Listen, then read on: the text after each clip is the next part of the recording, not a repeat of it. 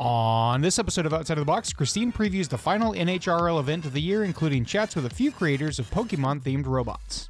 Around with like people that would come there just to either test things, and you don't want to really give it your all on day one because you won't have an opponent to fight the next day. What are you okay with losing in this fight? It's going to be my first adventure into the 12-pound weight class, so I'm super excited and super terrified at the same time. This version has a lot of upgrades to it. It is all aluminum now. The only thing that's UHMW on it is the backplate. I got new motor upgrades, some custom motors for the weapons, and they are now tread instead of two-wheel drive. I was thinking about trying to make a hopping robot, like a Snorlax, essentially, that would body slam, have the whole robot just jump up and down. Like every BattleBots interview, they're just like, oh yeah, I'm just going to drive around and get the wheels. Well, okay. What else are you supposed to do? It's like, it's like a boxing interview. Obviously, I'm going to try to hit him really hard. Hello, everyone, and welcome to another episode of Outside of the Box. And today we are previewing the October NHRL event. It is the final qualifying event of the year, and I'm really excited to have Jeff Waters back on the show. And Jeff, normally we're talking about BattleBots, but in this case, we're talking about some of the smaller robots, including Pocket Aces and, of course, Supreme Ruler. So excited to have you back on. Yeah, no, it's good to be on here. I love talking about the smaller robots. I don't get very many opportunities to talk about it. Everyone's like, oh, I want to talk about Jackpot, or I want to talk about the big robots. So it's nice to be able to talk about the smaller weight classes. Absolutely. Well, I'm excited to have you on because I know you've been very busy with fall face-offs and all of that. So I'm sure this competition will be a nice little break from all of that craziness. But first of all, I want to talk about Pocket Aces because I believe this is a new robot, correct? Brand new. It's right here next to me. It's very big. And this is one of two. So it's in pieces right now because I'm still putting it together.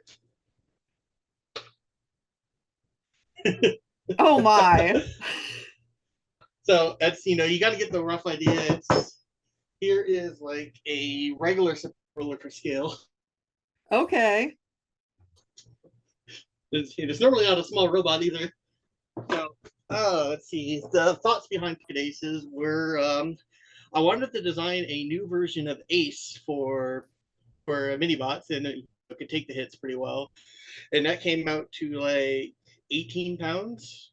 I was like, I can get 42 pounds at Norwalk if I ran two of these.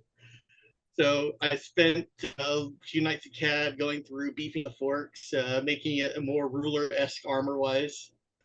And it's now, they're both 21 pounds each. I mean, that's pretty beefy. And we've all seen what Ruler can do. So it's pretty exciting to see that on a slightly larger scale.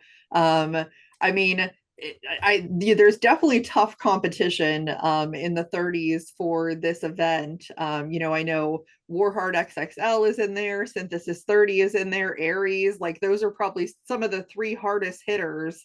I'm sure your goal, as always, is just to get underneath them and prevent them from really being able to do anything with their weapons. Yeah, the forks I'm putting in there are, I have different forks. There's obviously the ones that are longer and shorter, but my shortest ones are going to be a 1/2-inch AR. So the plan is just like feed it directly into their weapon and just not care about it. But going into when I was first signing up, it's like, okay, there's a lot of new 30s here. That's really like super standing out to me. Like the only thing that was scary that, in my opinion, at the beginning, until my design at the beginning, was Emperor and Ares. But now they keep adding more with XL, Warheart, and Synthesis, and who knows who else might show up in the next 2 weeks. Yeah, that is true. I mean, you really have to be prepared for anything, I guess. But I think, what's really exciting to me is, so Ruler's going to be back, and I'm pretty sure if I'm remembering correctly, like Ruler hasn't been there at all this year, right? No, its last showing was finals last year. Before that was August 2023, then January 2023.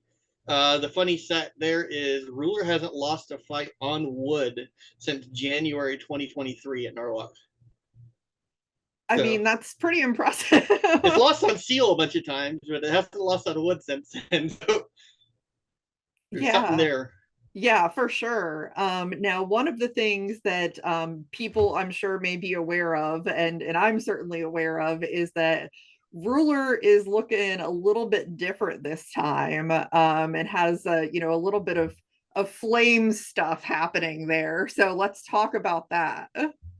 So let's see. I based I kind of started from scratch with this ruler. So with version 1 ruler, which was the black one with the flat face, it looked more like Ace than what ruler does now. It actually had the Staples rulers in the front of it, which is why it has ruler because it actually had rulers on it. Ever since that version, it's just been tweaks on that one all the way through to what I have now. But with this one, I was recruited into helping out Peter and Sean with Endpoint. And it basically to start from scratch. And I was like, wow, I have so much weight to work with now. So I was like, well, let's move the plane system off board back to on board and see if I can keep it under 3 pounds. And now with the fuel weight not being kept toward total weight, my dry weight is the weight without the fuel, but with the tank and all the mechanisms in it is 1,200 grams. So I still have 160 grams to work with, plus the mini bot. So.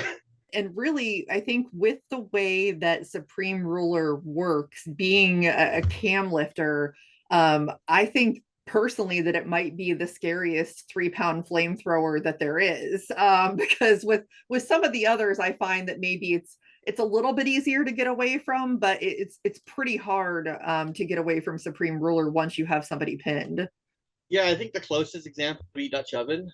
Dutch Oven doesn't quite move as quick as Ruler does, and Dutch Oven is still 4.5 pounds, and we're quite a bit under 3 pounds. So it gives me the advantage of still running a mini and whatever. The only disadvantage I really have is it is lighter, so I can't really bully as much as like Dutch Oven can. But I am 100% invertible, unlike Dutch Oven, so. That is very true. Then there was some compromises as well. Like Dutch Oven has, the max fuel limit, and which would be 6 ounces. We're only running 2 ounces of fuel, but I have it choked down so much that I can still burn for 1:30 straight. So I don't need to have my flame 3 feet out in front of the robot. I really just need to bring it like within that foot radius of where my marks are, and possibly turn it up if someone's trying to evade me. Yeah, absolutely. I mean, I'm really excited to see this robot come back because I actually had the opportunity to fight a cam lifter that was designed based off of Supreme Ruler, which was the Fool that Jillian and Lyndon have designed. And it was a grudge match, but honestly, it was one of the most fun fights that I ever had. I think that, that type of robot presents a really interesting problem to have to solve. And it may be frustrating, I'm sure, for a lot of people, but I mean, it's very frustrating. for me, it's a weird frustration that I enjoy. I mean, was that part of the thought process behind designing a robot like that, is making it really hard for the opponent to do anything to you? So Ruler was kind of a happy accident. So Wumbo was kind of my main thing. I just ran wherever and needed. Let's see, David Small needed some robots to pad out Arc. So I threw together a robot based on Jeff's minibot Ace. And he was like, oh, what's a funny thing to put on the front of it? Ruler. So I put rulers on it, and it turned into this monster of a robot.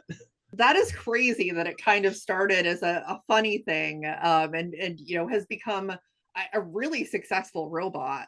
I mean, at this point, especially with the changes that you've made to it, I'm sure your goal at this event is to try and qualify for finals. Yeah, I was hoping that Endpoint was going to qualify. So the plan was I registered.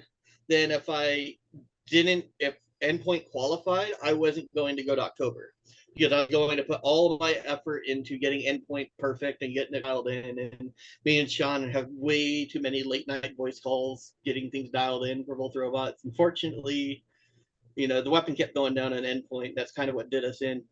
Yeah, that is definitely unfortunate. But I think with any like newer design or like really innovative design, it seems to take a lot of iteration to really get it to the point where it's going to be consistent.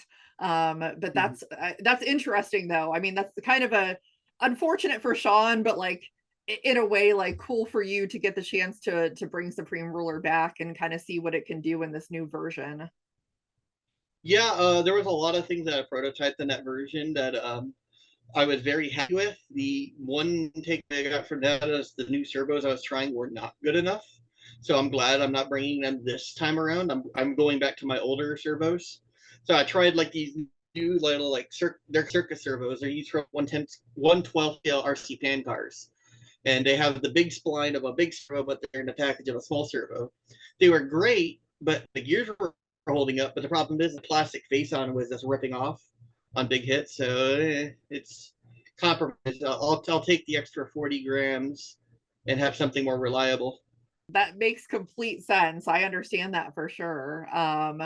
I mean, it's pretty exciting that you get the chance to come out to NHRL again. I know Vegas is a long way. Heck, it's a long way for me to go, and I'm closer than you are. It's like if I get a direct flight to Newark, well, NWR. So if I ran into Newark and take a direct flight, it's like 5 hours. But a lot of times I take Southwest, so there's always a layover in like St. Louis or Chicago. So it's like 8 hours there because you got your layover, your taxiing, and everything. And when I land, it's not over yet because I got to take the bus to the train station and then the train up to Norwalk. So like 12 hours of commuting by the time you're done. Absolutely. And trust me, I go through that every time. Yeah. And I mean, I really like kind of briefly wanted to touch on because I mean, I think that everybody's excited about the BattleBot stuff. And I'm sure you've got like just a gajillion robot things going on between the smaller robots and also everything going on with BattleBots. But how's that been so far with, the face-offs and everything? I mean, I've heard nothing but amazing things from anybody that I've talked to about it. Face-offs are nice because it kind of gives me a little bit of a taste of what proper seasons were like, more of a competition than it was like, say, for Proving Grounds. Proving Grounds was like people that would come there just to either test things and you don't want to really give it your all on day one because you won't have an opponent to fight the next day. So it's one of those, like, even like with our fights against Disarray, like I went up to like Al and said, hey, what parts do you have replacements for? So I make sure to only hit you there when we fight. That's actually kind of funny that ends up working into part of the strategy. Like we both go together. It's like, hey, what are you okay with losing in this fight? We'll always ask each other that, or it'll be like like we go in there like, hey, stop moving if you don't want me to hit you. So there's a lot of delays. Like normally you're in kill mode. So you'll see in some of our fights, especially in the Proving Grounds, where it's like we'll hit them, then we stop a second and see if they move again, then we go back in, as compared to a normal like regular season fight where I'm just going to keep hitting them until they stop moving. Yeah, exactly. But I know when I spoke to Trey, like it seems like face-offs are going really well. The crowds have been great, which makes things really exciting and hopeful for a potential season 8 next year. Yeah, I'm hoping to see it that way. They keep adding more face-offs, like we added that Minotaur weekend. So now we're up to 10 weekends of it, and who knows other teams that might start adding and picking it up. And I've heard a few other bubbling of teams that want to, come over and run in a weekend because it's 3 fights, so it's not horrible. It's like a proper regular season before you go into the playoffs. So it's enough to like get you a motivation to down there. But if it was a proper season, I think we'd get a lot more interest. Yeah, for sure. Well, I'm really excited for all things to come with that. And of course, the October event. I think, there's going to be a lot of people curious to see what a flamethrower Supreme Ruler can do. And of course, with pocket aces, to see how that goes in the 30 pounds. I think that it's going to be a lot of fun. So we'll certainly look forward to seeing you at that event. Yeah, I'm looking forward to bringing, because that's always been kind of my issue, is getting the fire onto my opponent when I would hold him, because I would always have a mini bot driver, and it would always be a different mini bot driver every time I would come out, so it's hard to get that synergy built up. So if it's on board, I don't have to worry about that as much, because I can do the same movements every time. It's it's juggling a lot of controls though, because I individually control each of my forks. I control the igniter now. I control the fuel flow now. And I still have to knock it. Well, that certainly does sound like it makes it much easier to kind of control everything related to the robot. But yeah, we'll look forward to that for sure. Well, for those that are watching, this is one of a few segments of this episode, so definitely stay tuned for more. We're going to have Dima and Tom talking about their robots for the next for the October event, and we're also going to have a Pokemon discussion. So stay tuned for that. And now it's time to talk about one of my favorite topics. You may think I'm talking about robots, and yes, I am talking about robots, but I'm also talking about Pokemon. And so I'm really excited to do this segment and have Jaaron with me here and Zoe as well to talk about their Pokemon robots and what to expect for the October NHRL event. So welcome back to both of you. Thank you, Christine. I'm glad to be back. Awesome. Well, I'm really excited because everybody knows that I have a very strong affinity for Pokemon. And when people make Pokemon into robots, that's even more exciting. Who's that Pokemon? It's Minen and Plusle. So really excited to talk about this now. Minen and Plusle have been, around and been to a couple of events, Zoe. But I'm curious to hear if you've done anything new, anything updated or upgraded, and what are you expecting to see out of your robots at this event? So this version of Minen and Plusle actually has a lot of upgrades to it. It is all aluminum now. It has the only thing that's UHMW on it is the back plate, and then that's it.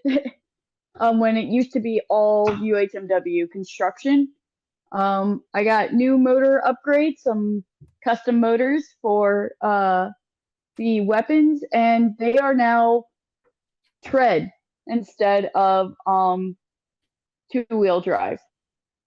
So a lot of upgrades, almost like completely different.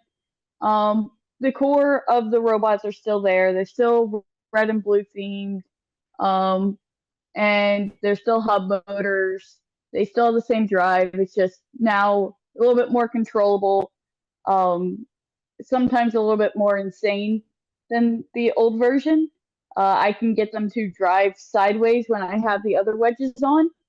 So if the weapon's spinning, they can drive on their side because the treads, I've rounded them out on the hubs. So there's quite a few upgrades, and I am so excited to be able to run them. We're still on the wait list as of right now. Number one on the wait list. They are ready to go. So as soon as we are able to, we'll hopefully make it in. Yeah, hopefully. I think that it's really exciting because we've seen, I think this year more than any other year, where the multi-bot configurations have been really successful. And I think it's exciting to think about what this type of robot can do. It's it's a hard, obviously each robot is, weighs less than like a single individual competitor, but also that other person has to worry about two robots and not just one. And I think that presents a different type of challenge that we've seen people have difficulty overcoming. I'm curious about like the thought process of even doing a multi-bot in the first place, because like I said, maybe in the past this wasn't as successful, but we've seen this be a lot more successful in more recent times. So the idea behind doing the multi-bot was actually, so the second driver is Matt Luther from Team Defective, and Team Defective as a whole has been doing combat robotics longer than I have. And so working with Matt, he has been doing some like drive coach and helping me learn kind of like strategic things to do during a match and how to handle the robots and everything that I've been able to take back and kind of help my team. And so that was the idea behind doing the multi-bot. And then Ethan conveniently had made a multi-bot that he just couldn't quite get finished. And at a competition, he handed off the parts to me and they became mine and Impulsal. So really a team effort to get them into existence. Yeah, for sure. And I think that it's super exciting. Who's that Pokemon? It's Mareep. Now, Jaaron, Mareep is new, correct? This is a new robot. Mareep is a quote-unquote new robot. In its previous life, it was Energizer or Mining and Plusle, depending on how it was configured. When I first interacted with, we'll call it Energizer for the sake of storytelling. But when I first interacted with Energizer, it was back at Motorama of this year, 2024. Zoe was having a time, and was just like, hey, Jaaron, can you fix this robot for me and make it run? And me and Thomas Carroll, the person that you all know and love, the Mr. Pitman, me and Thomas Carroll, we just worked on Energizer, got it back into the cage for like 2 fights. And that's kind of how it ended up at me after Zoe decided to revision them. That's really cool though. Like I love when robots get a different life. I think it can be really fun to see what directions that goes in. Now, I'm curious for you. I mean, the question might be why not Mareep, but why Mareep? Well, so when I was looking at the robot, I was thinking it wouldn't really make a lot of sense to take this robot that was a Pokemon and kind of give it another name. And I kind of immediately went down the rabbit hole of what robot do I like, or what Pokemon do I like? And almost immediately I settled on Mareep just because it was so cute. And the colors were simple enough that I could get them pretty well expressed through the robot with the right paint and the right TPU. And it was just a really cute robot, and it's an easy name to say. That is true, and it's a fun name to say. Oh yeah, very fun. Well, and I mean, like you said, it was Energizer before, and Mareep is an electric type Pokemon, so I think that it's pretty fitting to go with that. Yeah, that's part of the reason I went down the rabbit hole, is because it was previously Energizer. So exactly. Well, that's cool. Now Mareep is also a 12-pound robot, correct? correct. Yeah, it's going to be my first adventure into the 12-pound weight class. So I'm super excited and super terrified at the same time.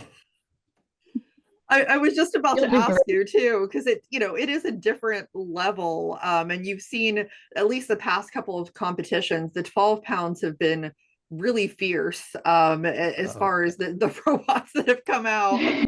Yeah, it's looking at the roster, it's been really terrifying. I've dipped my toes in the bigger weight classes a little bit. I've driven mini bots for some people, but never driven a main bot, and seeing some of the names like Caldera 12 and Weather Report on there, I'm just like, I don't want to be here, but I do. You're going to qualify it, and then you'll have to handle multiple bots. Actually, you're already handling multiple I'm bots. already at handling champions, multiple but bots. let's add another one onto your list.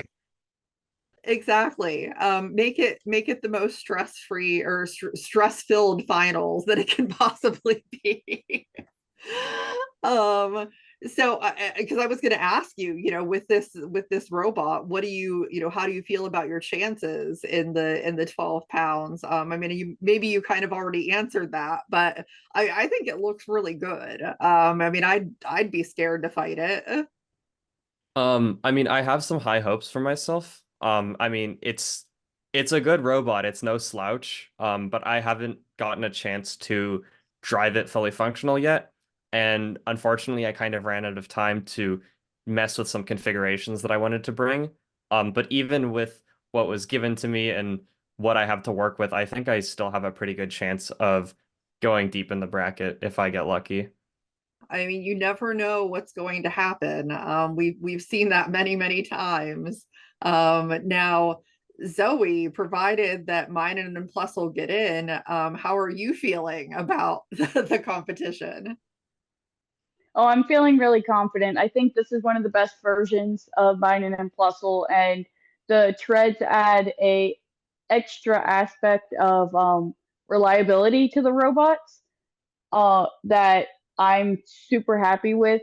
Back in September, for the September competition, one of the honeycracked robots named Paradox, which is like a gyro walker robot, it had a mini bot that is one of these frames, just no weapon pod.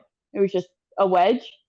And the drive, they didn't have to replace any of the motors. They didn't have to do anything. The only time that it got messed up is when the wedge bent back into it so that it couldn't move.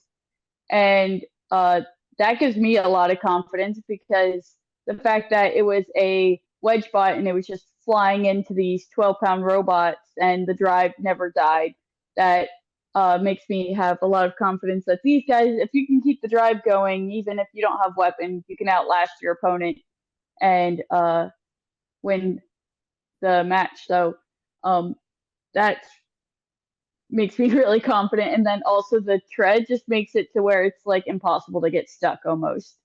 I've added some curve to the ears, so now it's really hard for them to get stuck on their face. They can actually front flip if you back up into the wall hard enough, because the drive is just strong enough to make it flip. So I'm really excited. Yeah, definitely understandable. Now I have a fun question for both of you. There are several robots that are named after Pokemon, but if you had to think about all the Pokemon that are out there, and obviously there's hundreds of them, is there any Pokemon that you think would be great as a robot that doesn't exist today, that there's no robot currently named after that Pokemon? The other night, I was thinking about how Energizer is a offshoot of Mine and Plusle, and it should have been named Beedrill. And the more I think about Beedrill, the more I think that would make a good combat robot. Like, besides like these iterations or whatever, just as a robot, Beedrill sounds really cool. Sounds like it'd be scary to fight. I have to go with probably Tepig, simply because that sucks me back to my childhood, and that was my first starter Pokemon, and I think it would make a great flamethrower robot. Ooh, that would be nice. I'm always in favor of more flamethrowers. So well, that's awesome. I'm very excited to see hopefully both of your Pokemon themed robots at the October NHRL event. I think it's going to be great. Obviously, it's the last time that anybody has to qualify before finals, so should be an exciting one. But thank you both for joining me to talk a little bit about your robots, and we still have a little bit more to come in the episode. Well, speaking of Pokemon robots, because I have to get this all into one episode, a robot that I've actually been a really big fan of for a little while. Who's that Pokemon? It's Ghastly. Is a robot called Ghastly, and I have the builder David here with me to talk about Ghastly, with this upcoming competition.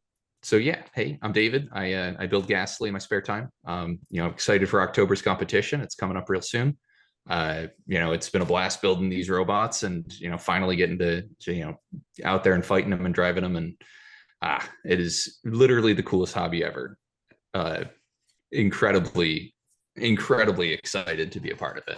So yeah, truly a Ghastly machine. Well, I mean, it's a great Pokemon to choose for a robot name, but was there anything in particular that like inspired you to do a robot off of Ghastly specifically? Yeah, the original idea behind Ghastly Tech Beater Bar, unfortunately, it looks a lot like a FingerTech kit or whatever, but it kind of comes with the shape and size of the weapon, honestly. But I did build and design all of it, and as I was doing so, I put the little front head on it, and it looked kind of spooky. So the event I was supposed to attend was a Halloween event. I was putting the fingers on the front of the UHMW frame. I instead of going the rounded bits, I figured to have a little bit of extra edge to it. And this looks sort of spooky. I put a tail on it, and get a ghost theme going. And Ghastly's my favorite Pokemon, so why not? I figured it just kind of fell into place. I divinely inspired, right? It just kind of happened as a part of the process. So I am very, very pleased with the name and the theming for it. So yeah, I am. And since then I've added the swept back top to make it look even more ghost-like, or, infernal in its own way. So yeah, it's been a lot of fun.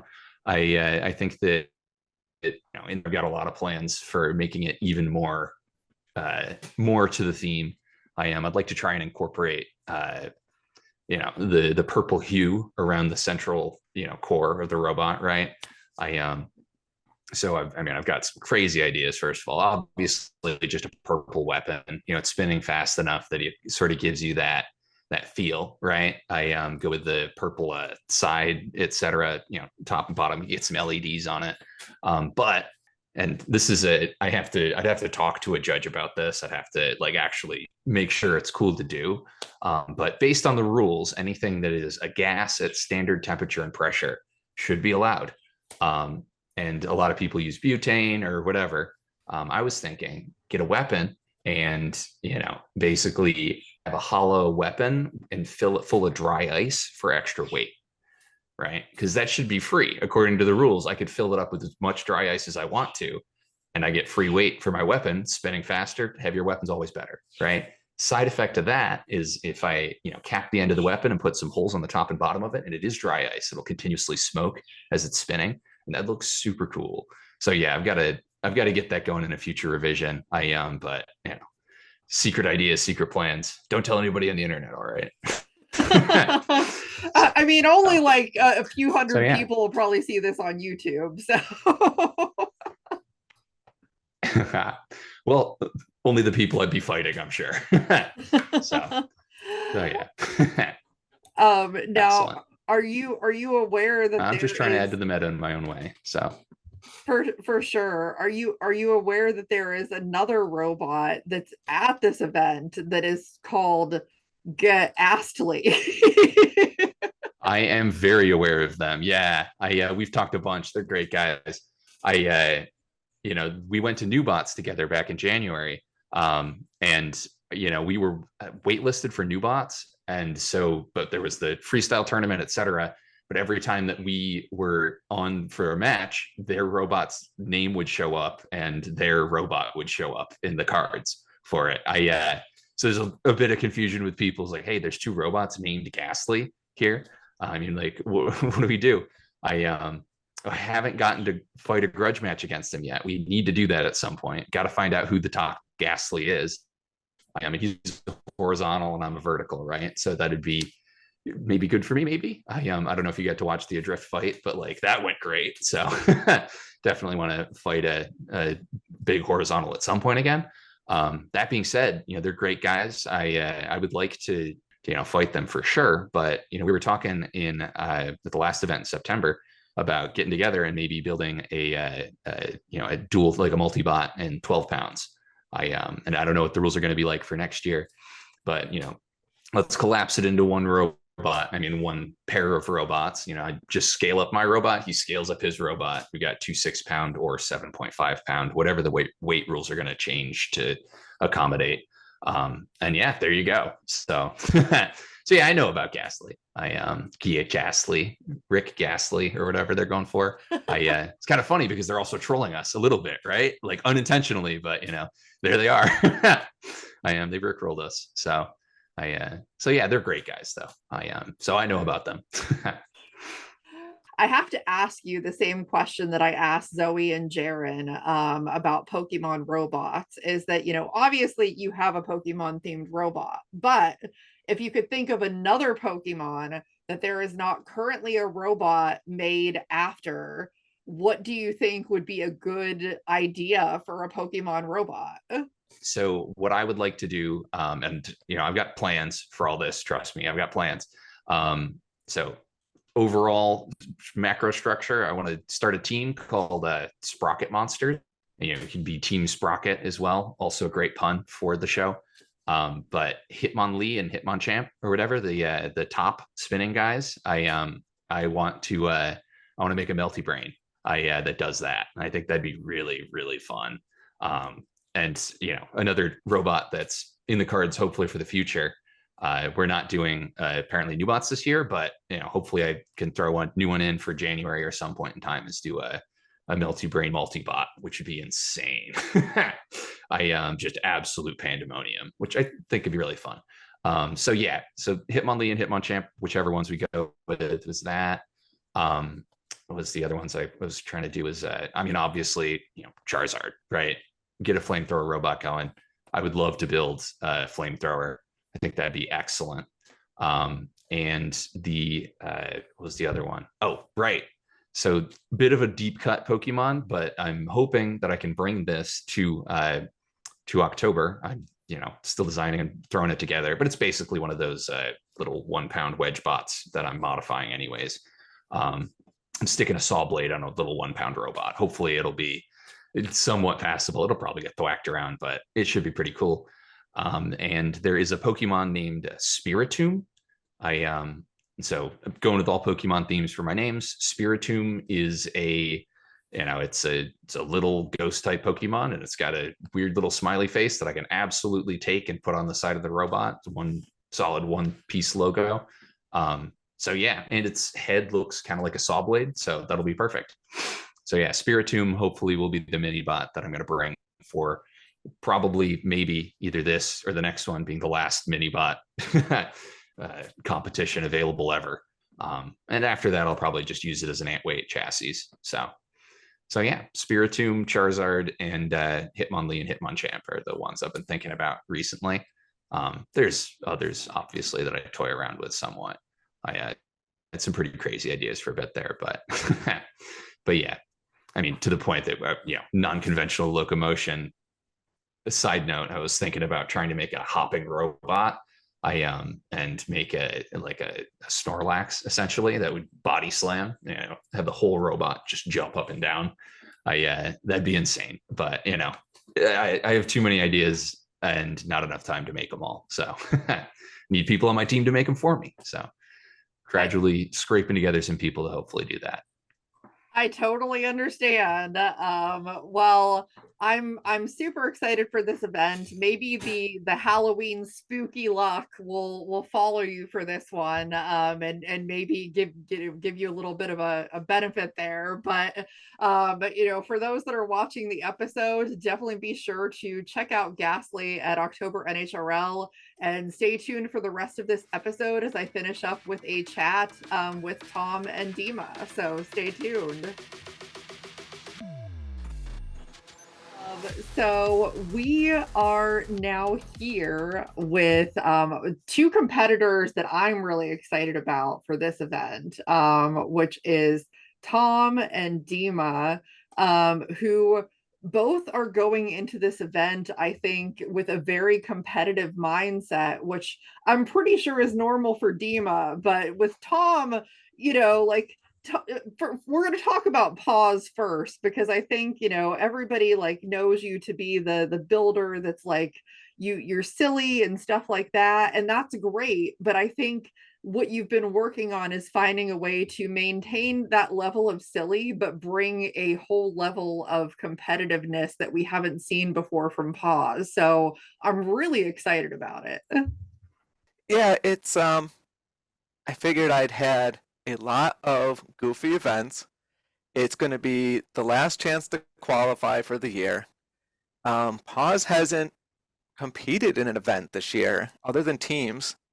And I was like, you know what? I owe it to myself to give it one shot, and like fans of Paws, and just to give it one try and see what can happen if I actually put some competitive effort into it instead of silly effort into it. Now, I know that there's a lot kind of under wraps, because it seems like to some extent you want it to be a surprise, but what can you tell us about anything to expect from this new upgraded version of Paws? There's not too much under wraps anymore. I've kind of been slowly leaking out information, partially because I'm excited for it, and partially to build hype. So everybody watches the live stream. But I have at least 4 different configurations, 2 which require filling out the hazardous bot worksheet. But there's the hammer claws, which I got to finally test in a grudge match at the last event. Paws has a drum on the front, which I'm calling the danger harmonica, because it does look like a harmonica. It's going to have a butane torch that shoots out of its mouth for one of the configurations, and a glow plugs on the arms, so I can sort of the Hot Wings, Buffalo Wings style, except it's going to be a smackdown. And that one's been the most difficult to figure out, but that one could be the funniest too. It very well could be. I'm curious though, because I know that you look at who signed up and stuff like that. Is there anyone in particular that you would like to fight with this new version of Paws? Oh, there is one bot that I want to fight. And, well, there's lots of bots, but there's one I really, really want to fight, and I really want to fight Mako. Just, partially because everybody else is scared too, and partially because Julian's awesome, and it'll be a fun match. I do have a special weapon just for that one that I tossed away somewhere, but it's somewhere around here. There's just configurations and mess everywhere, so we can have a saw battle, because that would be fantastic. I agree. I know who I would want to win, but it's horrific, and I know it's the bots cutting at each other. Although we have discussed how fun it would be to cut through Paws at least once. It'd be fun to have Paws cut through. It's big. There's a lot of parts that look satisfying to try to get through. You know what I mean? Yeah. Like, there's a lot of meat on that bot. There's a lot of air armor too, though. Well, that's fun to get through. It would be fun. It would be funny. That's why it needs to happen in the finals. Well, quarterfinals, because I'll have to beat Mako to beat. I'm used to this kind of bracket talk, and I love it so much. Just like, yeah, after I beat you, then I beat you, and that's easy. Let's get first place. Yeah. Just get the wheels. Like every BattleBots interview, they're just like, "Oh yeah, I'm just gonna drive around and get the wheels." Well, okay. What else are you supposed to do? It's like, it's like a boxing interview. Obviously, I'm gonna try to hit him really hard. Yeah, I'm just gonna do better than you. And But- see, this is the smack talk that I love. Yeah, you have to a little bit. It's fun. Exactly. I'm sure day of I'll have like PG-13, like 80s movie bully trash talk to pull out. That usually is my favorite part of just being like, the family friend that's just like, you're going down. Like I really like that kind of like very friendly trash talk at NHRL. We just watched Ernest Scared Stupid because it's around the Halloween, and it's so bad and so great. And one of the best insults is something about calling somebody booger lips, and it still makes me giggle even though I'm almost 44 years old. Make sure when we're at NHRL together to talk to Julian about Ernest movies, because for whatever reason, all you bot engineers, you have this strange profile of like extremely specific interests that you share. Like, Yes. I'm part of it too. I'm not an outsider, but like turning the corner at an NHRL event and Tony Clifton is just there. It like like something weird like happens. Like like it's not like a double take and it's not like deja vu, but I don't for a second. It does not feel like I'm in the right room. Yeah. Wait till you see my costume for this next event. Halloween shopping is like it's like Christmas shopping and it's stressful. It's like the same kind of stress. I gotta have something ready for Halloween. Not only this Halloween, but every Halloween event I'm going to, that's like 5 different costumes. Yeah, oh yeah, you can't wear the same At least one. not at the same people are gonna be there. No, and that's like showing up and wearing the same outfit as somebody else. You're telling me I'm transgender. There's so many things that I'm learning about being a woman so fast. And it's oh, would you wear the same color dress as somebody and you didn't? You're just shaking your heads at each other for the next 2 hours. Yeah, you have to coordinate these things. You have to like do a group chat and be like, I'm wearing this, nobody else wear this. Life would be a lot easier if we all communicated with each other. I know, but it's hard. Exactly. And I'm again, like I probably say this every event, but I'm really like jealous of not being there for this one in particular because I love dressing up and I love seeing other people dress up and I think that it's going to be so fun. But speaking of like fun but like competitive, fun too, Dima, so October, last chance to qualify. Turbofiend has come so close multiple times. I mean, in my heart, I feel like this is the event that it's going to happen. But what are your thoughts going into it, and what have you like been doing to try and prepare since the last event? So Julian and I have been discussing alternative. I don't want to say too much, not that it's like a secret, but more just like something we would do down the line instead. Haven't had a ton of time to work with him. I admit, I'm also a competitor in Tekken. So I've spent the last couple of weeks getting ready for a big tournament that just concluded. So now this will be the next couple weeks of testing and any assembly that needs to be done of new stuff and plenty of test and practice driving, especially with the minis, because me and my brother, we love playing co-op.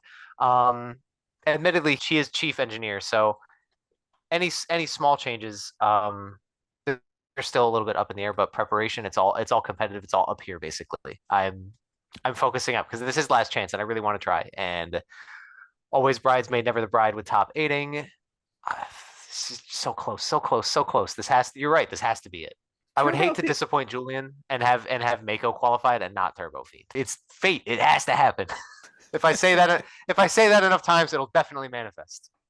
Yeah, Turbofiend cannot be the Chainsaw Kitty of 2024. We can't have that happen. So. Oh no, I think you put that bad juju in there. No, it's I've been aware.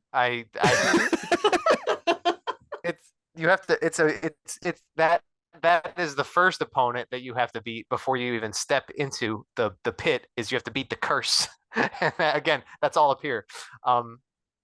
Yeah, a big reason that Turbofiend hasn't qualified is kind of matchup luck. Not just the matchup of what killed you, but the matchup of everything that you had with your copies of the bots leading up to that point.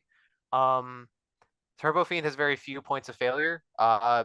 Julian and I's robots typically tend to, just the TPU chassis and the really, I don't want to say like gentle set of electronics because it's absolutely not. It's just TPU mounts, TPU chassis, no pulleys, no gears, very few points of failure. But when the points of failure do happen, it's catastrophic. And I've kind of been of the opinion that it's just a matter of, managing that damage throughout and just finger crossing luck. Because really, in the last match against Knuckle Sandwich to try to qualify last time, a weapon broke in the last 45 seconds or so.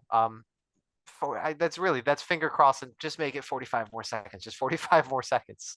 So if I can get that nose over the finish line this time, I will be happy as a pig in a blanket. I thought you were gonna go with clam. I'm still hungry. I got dinner on the steps. Well, I won't keep you from that. But I'm just so excited for this event. I mean, obviously, I hope both of you do very well. It's a tough field as always, and there's a lot of really good bots out there. But I think it's going to be really exciting, and I'm curious to see how it ends up shaking out. But is there anyone for you, Dima, like any of the bots that stand out that you're like, oh, I'm, not sure how good of a matchup that would be for Turbofiend, or are you just like full send, it doesn't matter who you get, you're gonna just beat them all? It typically doesn't tend to be specific bots that I'm worried about. It's specific archetypes. I get worried with horizontal spinners. That's the only thing that kind of makes me unconfident. It's just having a bad matchup with the way our weapon is designed and the way we have no choice sometimes. But to go weapon to weapon, obviously perfect world, I'll just get around them and target their wheels, which works sometimes. But yeah, if I'm afraid of one horizontal spinner, I'm afraid of all of them, so they all go in that group.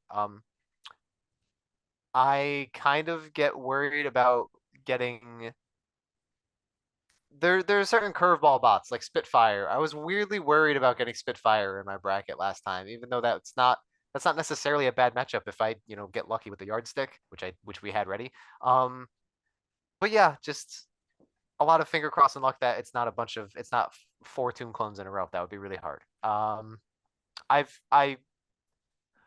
don't think I've ever actually lost to a horizontal spinner, but still, they are in theory the worst possible thing that I could deal with. Oh, I lost to Monkfish, but that doesn't even feel like an archetype. That just feels like a bot all onto its own. That's a progenitor style, that's its own thing. Monkfish is back for this event, aren't they? Yes. Oh. Don't tell me that. I think seeding will hopefully not make us fight early, but A, you never know. B, maybe I could get it this time. I did bang up their weapon pretty bad last time we fought, so I don't even want to jinx and say that's unwinnable. But yeah, I'm scared of Monkfish, same as most people. And for good reason. I'm concerned about flamethrowers. Yeah, well, and there's a few, including you got a lot to tape up. Yeah, earlier in this episode, I talked to Jeff Waters, and Supreme Ruler has a flamethrower now. So that's I've got a secret armor configuration for flamethrowers. Is it like I won't even say. I won't even say. I'll let you show me. No, it's not a fire extinguisher, but that would be really, really funny. Someone showed up with a fire extinguisher attachment for a flamethrower. Out of all of the crazy rule questions that coworkers and friends have asked when I'm like, this is one of the things that I do, fire extinguisher never came up. So now I'm really curious if anybody's tried. Yeah. Just put one out in front, just let them hit it and have it explode everywhere. That's danger. I like danger. And bad ideas. Hey, that you need to put that on a t-shirt, Tom. But yeah, no, it's going to be really exciting. I think it's going to be a fun event, and yeah, lots of exciting things to come. So if you're watching this, please watch the October event. It's going to be amazing, and root for all of these amazing competitors and all of that. Please make sure that you like, subscribe to this show, and keep watching. And I'll see everyone next time on the show. Bye.